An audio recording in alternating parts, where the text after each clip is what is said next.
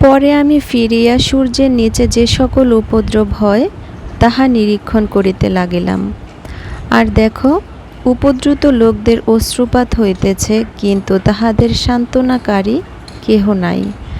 উপদ্রবী লোকদের হস্তে বল আছে, কিন্তু উপদ্রুত লোকদের সান্ত্বনাকারী কেহ নাই।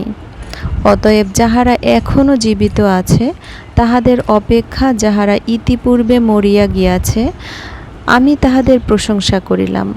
কিন্তু যে অদ্য পর্যন্ত হয় নাই এবং সূর্যের নিচে কৃত মন্দ কার্য দেখে নাই, তাহার অবস্থা ওই উভয় হইতেও ভালো। পরে আমি সমস্ত পরিশ্রম ও সমস্ত কার্যকৌশল দেখিয়া বুঝিলাম, ইহাতে মনুষ্য প্রতিবাসীর ঈর্ষাভাজন হয়। ইহাও অসার ও বায়ু অনুধাবন মাত্র। হীনবুদ্ধি হস্ত জড়সড় করিয়া আপন মাংস ভোজন করে। পরিশ্রম ও বায়ুভক্ষণ সহ পূর্ণ 2 মুষ্টি অপেক্ষা শান্তি সহ পূর্ণ 1 মুষ্টি ভালো। তখন আমি ফিরিয়া সূর্যের নিচে অসারতা নিরীক্ষণ করিলাম। কোনো ব্যক্তি একা থাকে, তাহার দ্বিতীয় কেহ নাই, পুত্রও নাই, ভ্রাতাও নাই। তথাপি তাহার পরিশ্রমের সীমা নাই, তাহার চক্ষুও ধনে তৃপ্ত হয় না।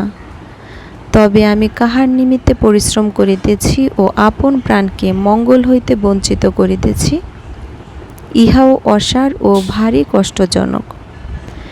একজন অপেক্ষা 2 জন ভালো, কেননা তাহাদের পরিশ্রমে সুফল হয়। কারণ তাহারা পড়িলে একজন আপন সঙ্গীকে উঠাইতে পারে, কিন্তু ধিক তাহাকে যে একাকী, কেননা সে পড়িলে তাহাকে তুলিতে পারে এমন দোসর কেহই নাই। আবার 2 জন একত্রে শয়ন করিলে উষ্ণ হয়, কিন্তু একজন কেমন করিয়া উষ্ণ হইবে? আর যে একাকী, তাহাকে যদ্যপি কেহ পরাস্ত করে, তথাপি 2 জন তাহার প্রতিরোধ করিবে, এবং ত্রিগুণ সূত্র শীঘ্র ছিঁড়ে না। যে বৃদ্ধ হীনবুদ্ধি রাজা আর কোনো পরামর্শ গ্রহণ করিতে পারে না, তাহার অপেক্ষা বরং দরিদ্র জ্ঞানবান যুবক ভালো, কেননা হয়তো সে রাজা হইবার জন্য কারাগার হইতে নির্গত হইয়াছিল, এমনকি তাহার রাজ্যেও সে দীনাবস্থায় জন্মিয়াছিল।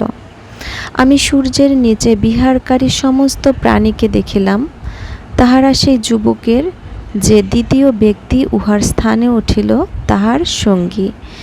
সে লোকসমূহের যাহাদের উপরে সে অধ্যক্ষ ছিল, তাহাদের সকলের সীমা নাই।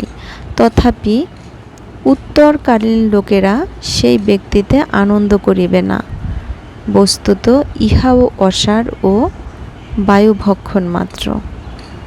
আমেন। ঈশ্বর আমাদের সকলকে অনেক আশীর্বাদ দান করুন এবং তার পবিত্র বাক্যের সঠিক তাৎপর্য অনুধাবন করতে আমাদের প্রত্যেককে সাহায্য করুন।